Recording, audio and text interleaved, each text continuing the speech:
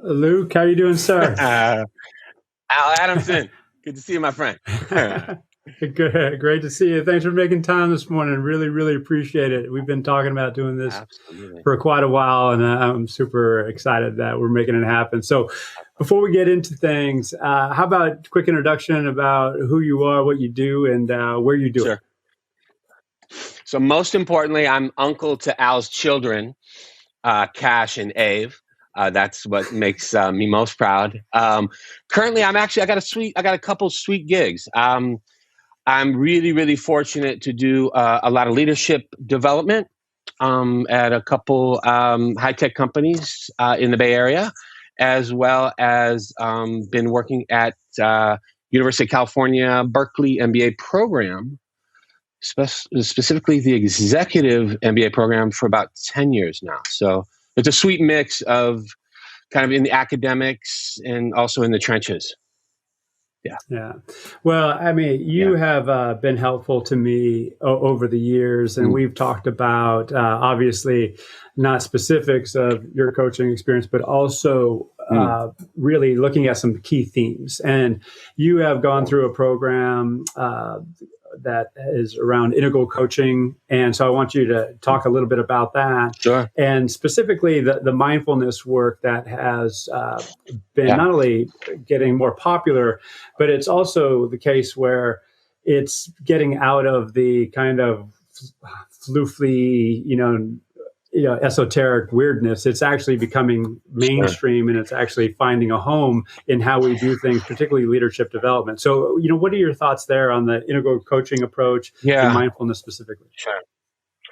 So my lineage of coaching, super interesting, is head, heart, body. It's really kind of the alignment of all of that. And so really, and I'd love to talk, because you did sort of the preamble before all of this, in terms of kind of my take on mindfulness in the corporate environment, to say the least. And my sense is that there's almost like this mindfulness will give you this competitive advantage. It's like, I'm going to be more productive. I'm going to be more efficient. And we don't, we don't need to talk a lot about it, but just the whole movement of mindfulness, right? Sort of the commodifying of that. And one of the things that myself and also a lot of folks that I surround myself with is actually trying to kind of move from the head center. And it was interesting, the visual image that you had was all head center. And I understand that from the cognitive, the data analytics. I was just trying to grab some of the words that you were using. And resiliency and stuff.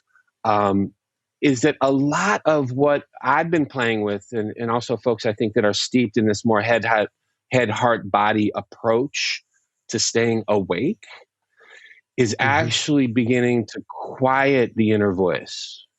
So how do we just turn the volume down a minute?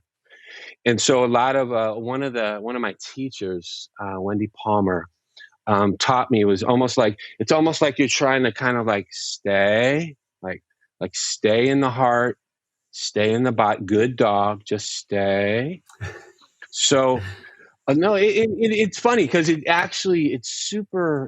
really helps me move from kind of like monkey mind to like, okay, right, how am I feeling?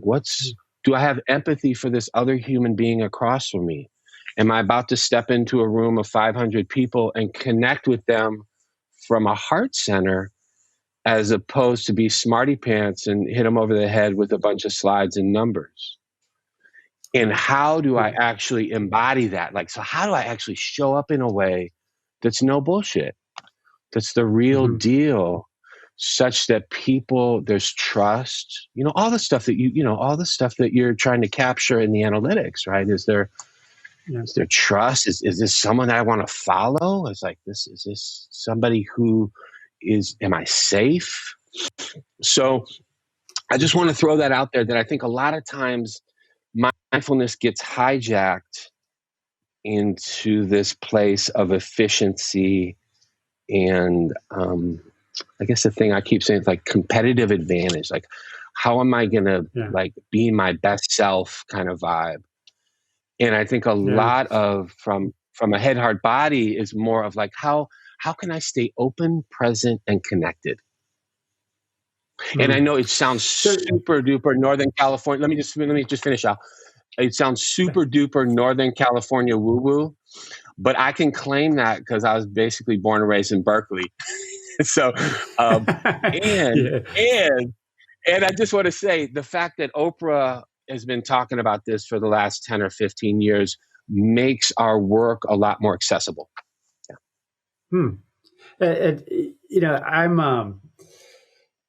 I am not only a fan, I would call myself a practitioner, a mindful practitioner. That doesn't make me any better than anybody else. It just is, it's been soothing to me. It helps me gain perspective. It helps me manage my capacity. There's a host of benefits that it's provided me in my life. And I thank you and a group of others for not only introducing it to me, but helping me practice and get better and expressing self-compassion, which in turn enables me to be available to others. So my pointed question to you is, when many people hear mindfulness, they think about getting in a lotus position under a palm tree and, by a pond, and watching frogs jump. So, how do we talk about accessibility? What does it actually look like as we're racing through our days? We used to be in cars, we used to be in all this, and we, in some cases, still are, but many of us are now remote work. So, what does mindfulness look like today? So I'll talk a lot about, and this is also a deep bow to my teachers. They talk a lot about ritual and routine. So before we got on this call, literally I found the soles of my feet. I can feel the chair supporting the back of my legs, uplifted and dignified, soft belly rise and fall. And I'm like, oh, it's Al. Yeah. Right? Even just taking that moment to arrive. And it's, again, it can sound super cheesy. It can sound whatever, woo-woo, whatever you want. But I promise you, if you have the capacity to find the soles of your feet, be uplifted, and feel your belly rise and fall, you will show up in a very, very different way in terms of how you're connecting. And that is just even more crazy critical these days because of all this whack, glowing rectangle Zoomiverse that we're living in, of just literally finding a ritual or a way to step in and be present. And so for all the athletes out there, I love working with athletes, because a lot of ways they have rituals of how they step into the box before they, if they're a batter, before they serve a volleyball, and just inviting people to use resources and reference points they already have, and just basically show this is just, it's a little different sandbox, but really in that same way of, I'm here. I might have 47 different emails that are screaming at me. I may have to pay my PG&E bill and take out the garbage. And how do I find a way to stay present in this moment on this PAFOW live conversation with my dear friend Al? Right. I mean, that's it translates obviously very well for me, because this is something that I try and practice, and particularly given the amount of screen time that I personally have.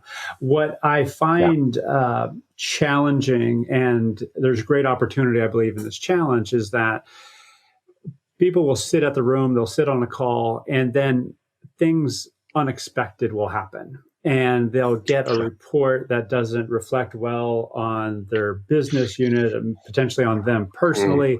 The unexpected will happen. And as we teed up this session, I talked about intention and appropriate response. So as you talk about and coach others and provide ideas and practices for others to take on, what does dealing with the unexpected and intention and appropriate response mean to you? Yeah. It's funny. If I had my way, everyone that I coached would do improv theater. because it is actually, no, I swear to God, it's like, it is probably the best practice in terms of, responding, in the way that, what you're pointing to. But so here's the reality, is that life is improv. We're doing it all the time. You're doing it when you're parenting, you're doing it with your work. I'm doing it right now. I have no idea where I'm going, and I'm staying open, present, and connected. So there's this quality of learning how to sit, even if you sit on your butt and watch your breath for 5 minutes a day. It's this way in which to have, again, that reference point of returning to center. So a lot of times coaches will talk about staying centered.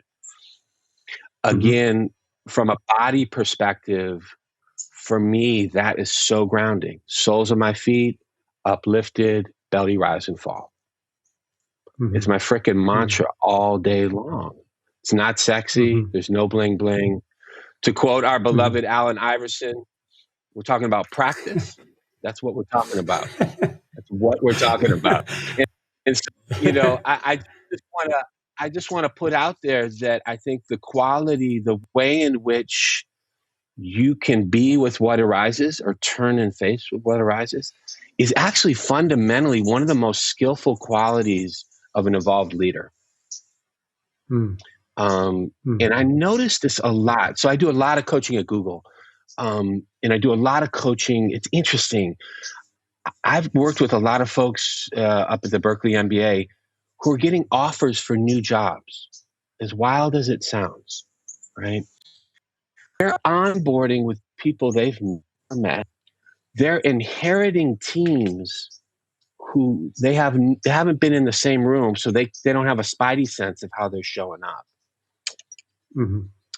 And really what they're trying to do is just kind of have their attunement and antenna, like, what the heck is going on here? And to be able to return to soles of the feet uplifted, belly rise and fall, as opposed to getting hijacked, like, I got to be in control and I'm going to, or slinking away, or, dimming the light, or whatever might be their particular go-to usual suspect. So the answer to the question is do lots of improv and also realize that you're already doing it. And how might you be more skillful with that is, again, very simple practices of being grounded in your breath and the body. Yeah, well, I love it. And, there's a couple of things that jump to mind as you're sharing this is, let's say I'm just some macho alpha dude. And I hear you and I'm like, well, I ain't Northern California. I didn't grow up in Berkeley. Right. I grew up in a place that's hard, man. I'm out fixing fences, and so what I am getting at is our educational system, in many cases, our home life, don't teach what you're talking about. And so many are, going through their later stages of their academic career in college, graduate school, what have you. And now they're in the workforce, and now they have to hold space. They have to be self-aware, and they haven't had the education or practice to do this. So my question to you in this context is it an employer's responsibility to create the space to exercise this muscle and do the practice, or is it up on the individual? Is it both? I mean, what are your thoughts there? I mean, what would you see? Would you hope, even in smaller, less resourced organizations, what would you like to see done? So first of all, don't kill the messenger on this, but really, I think what we're fundamentally talking about is a way of being. So this is not like a technique. This is not like, add water and stir, connect the dots. This is actually what the invitation is to stay awake. It's a huge request, or it's a fairly large. This isn't like, let me go read some shelf help and let me go do a drive-by shot in the arm, workshop. It's not that kind of party. And I think fundamentally what I've noticed from a coaching perspective, and so Al, you and I I think we live in different realms. You deal definitely in the macro, in the larger ecosystem. I'm primarily just working with human beings one-on-one for the most part. So I have a different perspective. I don't really, to be honest, I don't think from that, like, what is the obligation or what is the role of an organization around that. So with that, I just want to come back to, if you want to stay awake, it's a lot of work. And it's worth it, not only for yourself, but for your team, for your organization, and I would fundamentally say for the world in which we live around that. And that's a whole other conversation, but I want to just say that this is not easy. And so I think fundamentally what I've seen with people who step in and are willing to really stay awake in a meaningful way, they need to have what's called in the East a sangha. You need to have a group. You need a community. You can't go it alone. Just like you were saying, and it's hilarious, right? Like, I'm going to sit my ass on a zafu. I'm going to ring this groovy little singing bowl, and I'm going to have, like Buddhist lounge music in the back, right? Like, yeah, that's cool for 15 minutes of the day. So one of the things I've noticed, and I've been fortunate to work at google.com and up at, the Berkeley MBA program, is that they are inherently, are trying to cultivate. They're taking time and energy, and they're explicitly saying, we're trying to cultivate leaders that can actually open, present, and connected, and can, like you were saying, be with what arises. And it may not always be pretty. It's going to be clunky a lot of the time. So I don't really know how to answer that question, other than that the little bubbles that I live in are fortunately pretty steeped, or at least open to this kind of way of being. Yeah.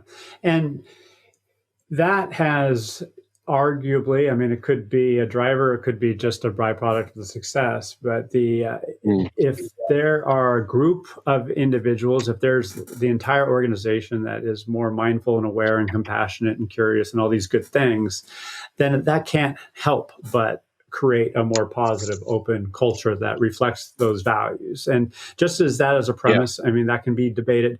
But I want to go back to this notion of intention and appropriate response, because if somebody hears intention, they might think goal, they might think objective, OKRs, all this stuff. Can you draw a distinction between, those kind of tactical work-related objectives that many have, and really being intentional with how you want to show up and being mindful of the most appropriate way forward? So really super, super duper interesting. Al, it's good to see you. We finally did it. Good to see you. Yeah, we did. I'll give a couple examples. So I work with, a lot of times when I'm working with someone or I'm supporting them, I'm always asking, what's the missing conversation? So I was working with a manager who somebody just got their perf and it went a little sideways and they were having a rough time.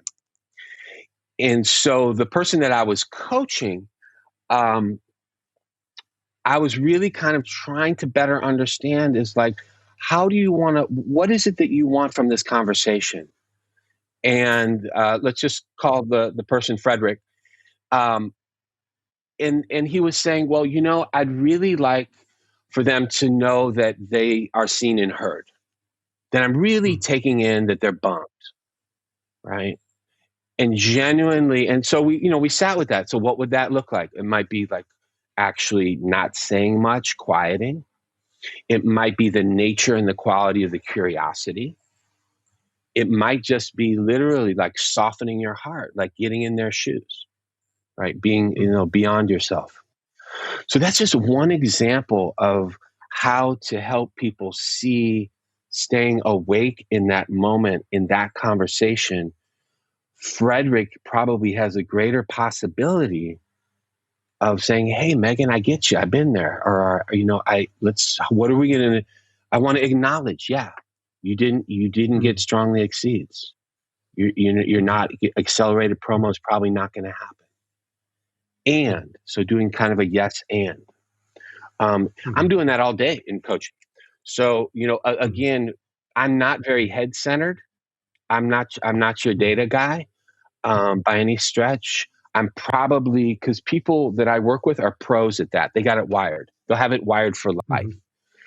They got alphabet soup dripping off their names. They've been to fancy schools, all of that. So that's not an issue.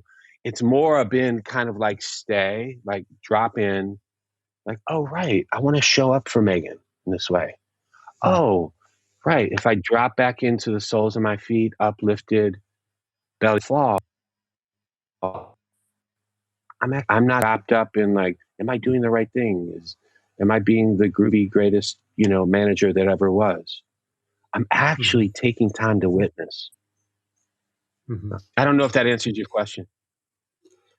No, it absolutely gets to it. And I'm like, I just see so much, particularly now that we're in remote work. What I heard, and it gave me chills, was, oh, we're concerned about productivity. People are now working from home, and are they going to stay productive? And I'm like, whoa, time out. And it was, what about the well-being of the individual? And gratefully, many, and I would say the great majority of organizations are focused on well-being of the individuals and teams, groups, and so forth.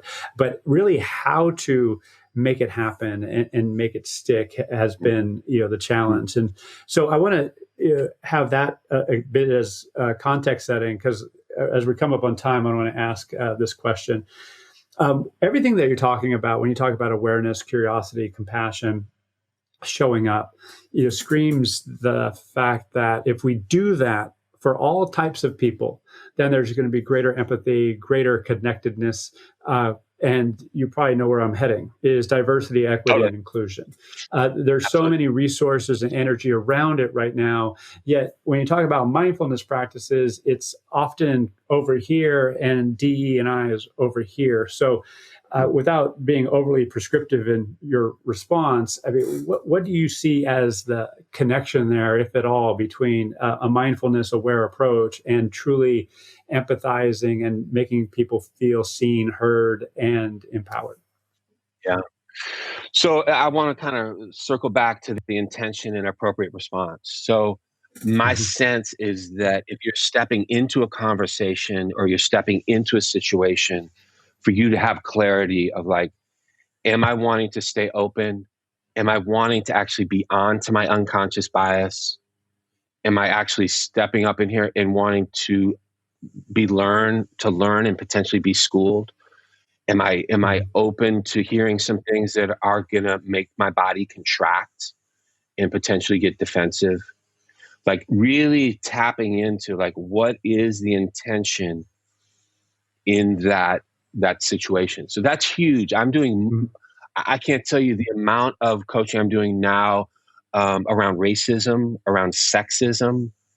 Primarily those two, I'd say, are just because now I think there's more of a permission to explicitly talk about things. And so from a coaching perspective, I'm getting my ass kicked for sure. And I got a long way to go as an entitled, middle-aged white male, 6'4". So I'm, there's a lot of, I got a long ways to go. And so just in talking about intentions of when we step into these conversations is important. Appropriate response, I think, is again coming from a place of not trying to be right, not trying to be perfect, not kind of quieting the head center and going like, do I want to be loving and caring? Do I want to come from a place where it's like, yeah, things are kind of effed up, and we need to really rethink about how we connect with each other, do this. And so just allowing that the response may not always be appropriate. It may be clunky. And that our intention, right, to return is steeped from of openness, and one is to be connected. So yeah, I love it. And because I have great hope, given that we're at an inflection point. I see, like you, the permission being granted to have these conversations. I, like you, I imagine too, am fearful that it's going to be a transactional fad. Okay, I checked that box. Now we move on. And how do we actually sustain it and build habits of connectedness, habits of empathy, habits of empowerment? And I see mindfulness, as you're describing, as a way to do it. It then goes back to, are people willing to put in the work? Are they going to be willing to practice? And it's not something that, in many cases, their parents told them about. It's not something that they grew up through in their educational experience learning about. And so now here we are, mid-20s, late 30s, wherever someone is in life, and now they're being asked to flex a new muscle and do something that's uncomfortable. So for those people, what would be your starting point? You talked about getting the soles of your feet. That doesn't take reading a book or watching videos to do. What would you say to those who, hey, this sounds great. I don't want to read 8 books on this and watch a bunch of videos. I mean, where's your entry point? Yeah. So the first domino, I mean, if you want to create a ritual or routine, I mean, if you're interested in exploring that, I would say literally just sitting on your ass and breathing for 1 minute a day. And it may seem really like Mickey Mouse, but I would just invite you, maybe even I'll make it even, let's make it even more doable. Before you step into a Zoom conversation, to just take 10 breaths, to just remind yourself that you have a body, right? And just feel your soft belly rise and fall 10 times. And just that alone can shift energetically, going from fatigued and slightly pissed off to like, oh, okay, well, let me be with what arises. So I'm kind of a broken record, and that it comes back to breath. That's what I'm always anchoring in. So, and again, I come from a place, I've been fortunate for doing this for 30 years. My mom grabbed me by the back of my neck. I was dealing with depression in my 20s. And she said, kid, you need to learn how to breathe. And so, not to be dramatic, it saved my life. So I have a relationship to it as to, not to sound dramatic, but to do it as though my life depended on it, and my quality of life, and also how I can be of service. So I don't think I answered your question, but I would just point to a simple breathing exercise as an entry point and a potential first domino. Yeah, no, you definitely answered it, and it's very accessible. And that's a point I wanted to highlight, because many, oh gosh, I got to sit for 10 minutes, and then I got to get to 20 minutes, and then I got to get to 40 minutes. I'm like, wait, time out. That it doesn't have to be like that. And so thank you for that. And thank you for what you do. Thank you for the gift that you've given me and my family. Super appreciate you. And I just want to highlight one thing before we sign off here, is that, everything that you talked about, is we're so stressed, given all the demands on our lives.